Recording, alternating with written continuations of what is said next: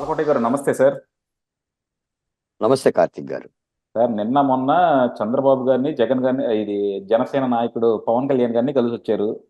ఏంటి ఉమ్, అంటే ఏం ఉడుకుతుంది అక్కడ అంటే మా అందరికీ తెలియట్లేదు. మీ మొహం ఉమ్, చూస్తున్నా లేకపోతే ఈ మధ్య మీ పర్యటనలు చూస్తున్నా ఈ మధ్య మీ కలయికలు చూస్తున్నా మా అందరికీ ఏదో అనుమానం ఉంది.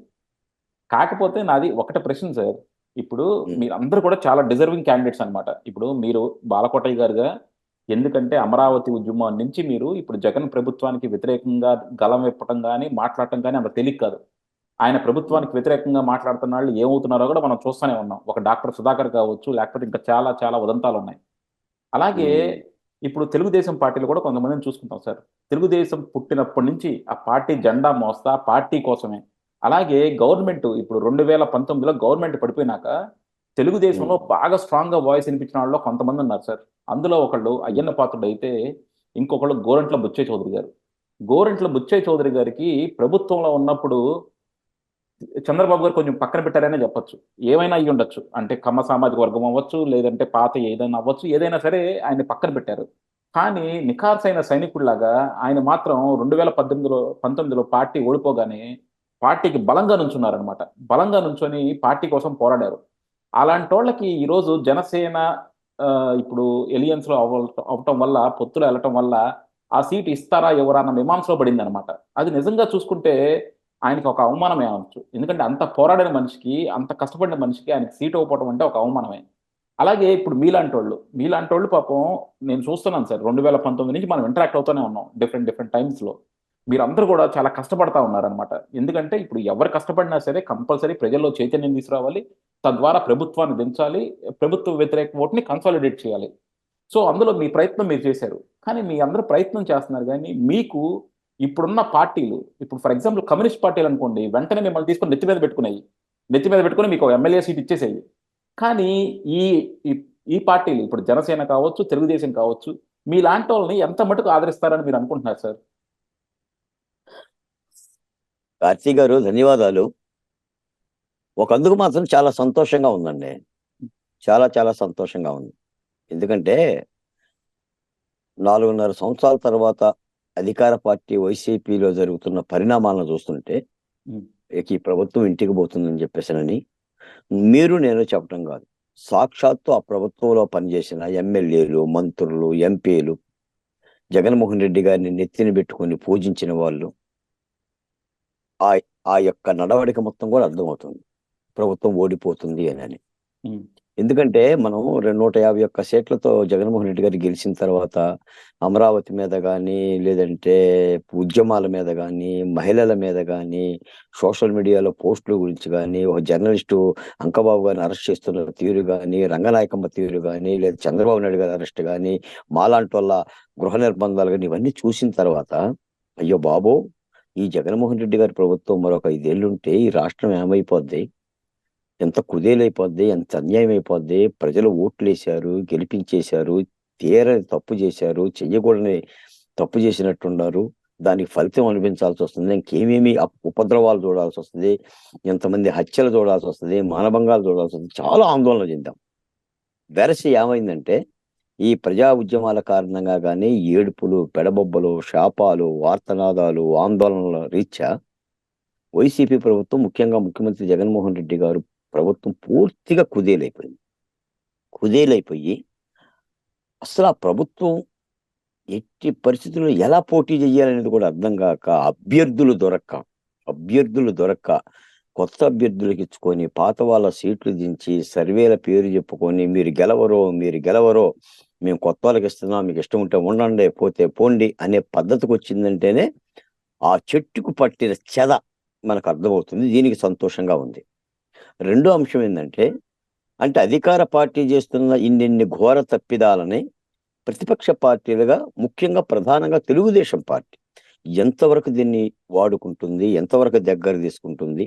మీరు ఇప్పుడు అన్నట్టుగా తెలుగుదేశం పార్టీని ఆది నుంచి కాడి భుజాన్ని వేసుకొని భుజాలు కాయలు కాసేలాగా మోసిన నిస్వార్థమైన నాయకులను కానీ, లేదా ఈ 4 ఏళ్లలో కూడా జగన్మోహన్ రెడ్డి గారి యొక్క ఆటంకాలను, అవరోధాలను తట్టుకొని నిలబడి అరెస్ట్ అయ్యి వయసు మీద పడ్డా సరే దడవకుండా, బెదరకుండా, వనకకుండా పనిచేసిన గోరంట్ల బుచ్చయ్య చౌదరి గారు లాంటి నాయకులు కానీ, లేదా ఉద్యమాలలో తొడగొట్టి నిలబడి అది దళిత బహుజన కులాల మీద కానీ, అమరావతి ఉద్యమం కాదు పోరాడిన మాలాంటి మీలాంటి ఒక నాయకులు కానీ దగ్గర తీసుకోవాల్సిన బాధ్యత ప్రతిపక్ష పార్టీలకు ఉంది సార్.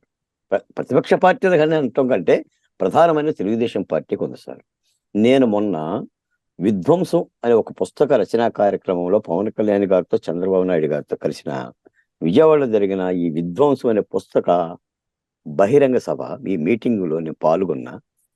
నేను చాలా స్పష్టంగా చంద్రబాబు నాయుడు గారికి, జనసేన అధినేత పవన్ కళ్యాణ్ గారికి, తద్వారా రాష్ట్ర ప్రజలకు అర్థమవటం గురించి ఒక మాట చెప్పాను. అది ఇద్దరు నాయకులకు అర్థమైంది. రాముడు అంటే రాముడు అంటే రావణాసురుని అంతమొందించిన వాడే రాముడు మాత్రం కాదు. యుద్ధంలో గెలవటమే రామ విద్య కాదు. ర- రాతిని నాతిగా మార్చిన వాడు రాముడు. శబరి ఎంగిలి దోర పండ్లను ఆరగించిన వాడు రాముడు. అలాగే శ్రీకృష్ణుడు అనంటే కురుక్షేత్ర సంగ్రామంలో దుర్యోధనాది కౌరవులను ఓడించిన వాడే కాదు, తన మిత్రుడైన కుచేలుడి యొక్క అటుకుల్ని తీసుకొని వస్తే ఏ బహుమతి లేక ఆ అటుకులను అంతే ప్రేమగా తిన్నవాడు శ్రీకృష్ణ భగవానుడు.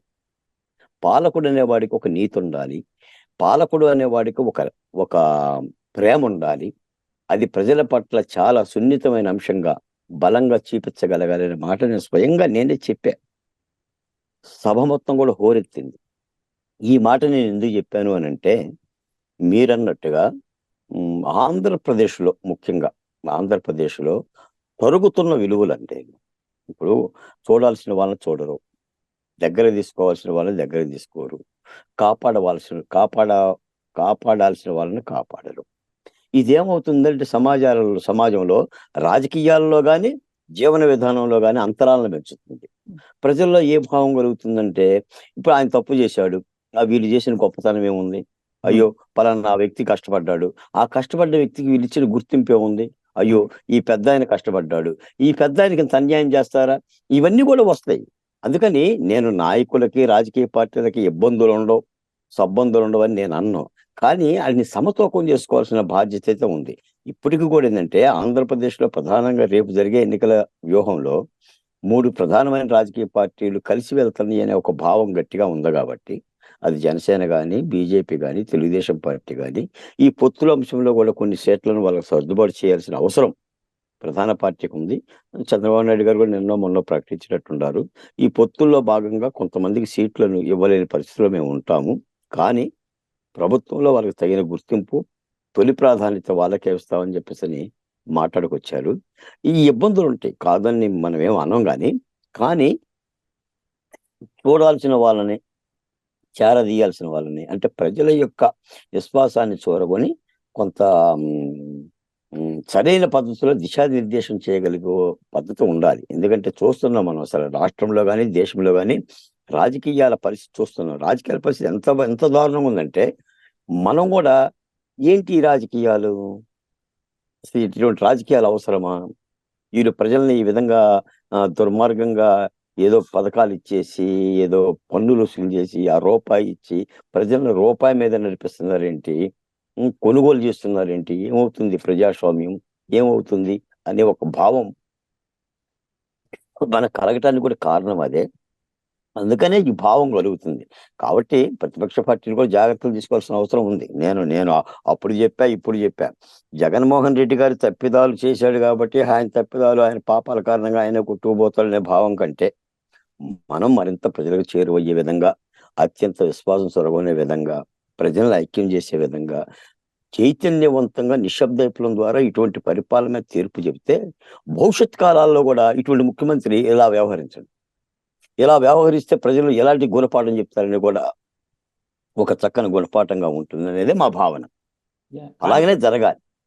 నాకు ఇక్కడ అర్థం కాదు ఏంటంటే సార్, ఇప్పుడు మీలాగా పోరాడే వాళ్ళు, లేదంటే ఇప్పుడు గోరంట్ల బుచ్చయ్య చౌదరి గారు ఉన్నారు, ఇందాక మనం మాట్లాడుకున్నాం ఎంతగా పోరాడారో, అయ్యన్న పాత్రుడు గారు ఎంతగా పోరాడారో, అలాగే మన అమరావతి రైతులు కావచ్చు, ఇంకా చాలా మంది, నిమ్మల కృష్ణనాయుడు, వీళ్ళందరూ కూడా ప్రభుత్వానికి వ్యతిరేకంగా పోరాడి ప్రజల్ని చైతన్యం చేయడంలో ఎంతో కొంత పాత్ర ఉంది. కానీ నాకు అర్థం కాదు ఏంటంటే సార్, ఇప్పుడు జనసేన వాళ్ళని, జనసేనలో ముఖ్యంగా నాగబాబు ఏ రోజు వచ్చి ప్రభుత్వానికి వ్యతిరేకంగా పోరాడింది లేదు. ఏ రోజు వచ్చి ప్రజలకు అండగా నిల్చుంది లేదు. అమరావతి ఉద్యమానికి సపోర్ట్ చేయలేదు. అలాగే మన వైజాగ్ స్టీల్ ఫ్యాక్టరీకి దానికి లేదు. అలాగే ప్రజలు ఇబ్బంది పడుతుంటే లేదు. దళితుల మీద పోరాడుతుంటే లేదు. ఇలాంటప్పుడు నోరు మెదపకుండా ఇంట్లో కూర్చొని చక్కగా వాళ్ళ పనులు వాళ్ళు చేసుకుంటే, ఈ రోజు మాత్రం ఎలాగూ ప్రభుత్వానికి వ్యతిరేకంగా ఉంది. తెలుగుదేశం ఇన్నాళ్ళు బాగా పోరాడి గ్రౌండ్ లెవెల్‌లో బాగా యాంటీ పెంచింది. సో, మనం గూడా ఆళ్ళతో పాటు పోటీ చేస్తే గెలిచిపోతాం అనుకోని ఈళ్ళందరూ బరిలోకి దిగుతుంటే, వాళ్ళకి ఎంపీ సీట్లు, ఎమ్మెల్యే సీట్లు ఇచ్చి పోరాడినాళ్ళకి ఇవ్వకపోతే ప్రజల్లో గూడా మనం ఏం తెలుపుతున్నాం? ప్రజలకి ఏం తెలుపుతున్నాం? ఇప్పుడు నాగేంద్ర బాబు లాంటోళ్ళు చక్కగా 5 ఇయర్స్ ఎంజాయ్ చేసొచ్చి, ఇప్పుడు హాయిగా తెలుగుదేశంతో పాటు గెలిచిపోతారు. ఎంపీ సీట్ వచ్చేస్తది. అదే మిగతా పోరాడినాళ్ళు మాత్రం అలా బయట నుంచొని మళ్ళా ప్రభుత్వానికి వ్యతిరేకంగా మళ్ళా పోరాడుతానే ఉండాలా? అంటే కార్తీక్ గారు, నేను వ్యక్తుల పేర్లు నేను ఉదహరించను గాని ఏ రాజకీయ పార్టీ అయినా ఏ నాయకుడైనా గతం కంటే వర్తమానంలో మార్పుని చూపించాలి. ఇప్పుడు నిన్నలాగా ఈ రోజు ఉంటే ఫలితం ఏముంటుంది? నిన్నున్నట్టు ఈ రోజు ఉండకూడదు, ఈ రోజు ఉన్నట్టు రేపు ఉండకూడదు. దానినే మార్పు అంటారు. రాజకీయ పార్టీలు కూడా ఆ దిశగానే ఉండాలి. అలా లేకపోతే ఏంటంటే ప్రజలు ఆహ్వానించలేరు, కొత్తదనం చూపించాలి. అయినా 2-3 సందర్భాల్లో చంద్రబాబు నాయుడు గారు, లోకేష్ గారు తెలుగుదేశం పార్టీలో 40% తటస్థ శక్తులకి, ఉద్యమాల్లో పనిచేసిన వాళ్ళకి, లేదా సమాజంలో మేధావులుగా ఉన్న వాళ్ళకి ప్రాధాన్యత ఇస్తాం, కొత్త నెత్తుటికి కొత్త నీటికి ఆహ్వానం పలుకుతాం అని చెప్పేసి వాళ్ళు ప్రకటించి కూడా ఉన్నారు. మరి ఈ యొక్క జాబితాలో కానీ ఈ అభ్యర్థుల ఎంపికలో కానీ మరి ఆ కొత్తతనం కనిపిస్తుందా? అలాంటి వాళ్ళకి అవకాశాలు ఇస్తారనేది తెలియదు. కాకపోతే ఏంటంటే ప్రతిపక్ష పార్టీలకు సంబంధించిన ఈ సీట్ల వ్యవహారం కానీ ఎవరో ఏంటి అనేది చాలా నిగూఢంగా ఉంది. అంటే ఈ పొత్తులు ముందు తేలాలి. బీజేపీ జనసేన పొత్తులు తేలిన తర్వాత కానీ బయటపడదామనే ఉద్దేశం మరి ఏమన్నా ఉంది, ఆగిపోయింది నాకు తెలియదు. కానీ ఇటీవల కూడా చంద్రబాబు నాయుడు గారు తన సీటుతో పాటు 175 మంది అభ్యర్థుల పేర్లను ఒకేసారి ప్రకటిస్తామని చెప్పేసి చెప్పుకొచ్చారు. మేమైతే కొత్తదనం చూపిస్తేనే బాగుంటుందని అనుకుంటున్నాం. మేము కాదు, ప్రజలు. మీ మీ గొంతులో వినిపిస్తుంది కూడా అదే. మీ గొంతులో ఉన్న ఆవేదన ఏంటంటే ప్రధాన ప్రతిపక్ష పార్టీ కూడా చూడాల్సిన శక్తులను చూడాలి, కలవాల్సిన శక్తులను కలవాలి, పనికిరాని వస్తువులను పక్కన పెట్టాలి, ఎవరికి విలువ ఇవ్వాలో వాళ్ళకి ఇవ్వాలి. అలా ఇస్తేనే కాస్త ప్రజాస్వామ్యంలో మంచి ఫలితాలు వస్తాయి, విజయం సాధిస్తారని చెప్పేసి మీరు వ్యక్తం చేస్తున్న అభిప్రాయం కూడా అది ఆ దిశగానే ఉంటుంది అనుకున్నాను. నాకు తెలిసి ఇప్పుడు రాష్ట్ర వ్యాప్తంగా కూడా తెలుగుదేశం పార్టీ మీద ఇప్పుడు మీరు అంటున్న మాటలైతే ఈ ఒత్తిడి అయితే ఉంది. ఎందుకంటే చాలా మంది కొన్ని పదుల సంఖ్యలోనే మాట్లాడుతూ ఉంటారు, చాలా పెద్ద పెద్ద నాయకులతో మాట్లాడుతుంటారు, వాళ్ళు కూడా నాతో మాట్లాడుతూనే ఉంటుంటారు. ఆ సూచన కూడా చేస్తున్నారండి. జస్ట్ ఇప్పుడు మీకు డిబేట్కి రావడానికి ముందు ఇద్దరు ప్రముఖులు మాట్లాడారు. అక్కడ రాజమండ్రి విషయం చెప్పారు. చంద్రబాబు నాయుడు గారు ఎలా ఆలోచిస్తున్నారని చెప్పేసి అడుగుతున్నారు. కొత్త శక్తులకు అవకాశం ఇవ్వాలి, ఇవ్వకపోతే రాష్ట్రంలో పరిణామాలు వేరే ఉంటాయి అని చెప్పేసి ఒక భావాన్ని వ్యక్తం చేస్తున్నారు. బలంగా మాట్లాడుతున్న తీరైతే ఉంది.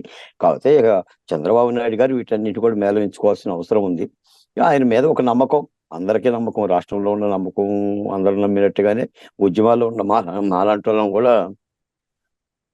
బాబు గారు అంటేనే ఆయనకన్నీ తెలుసు.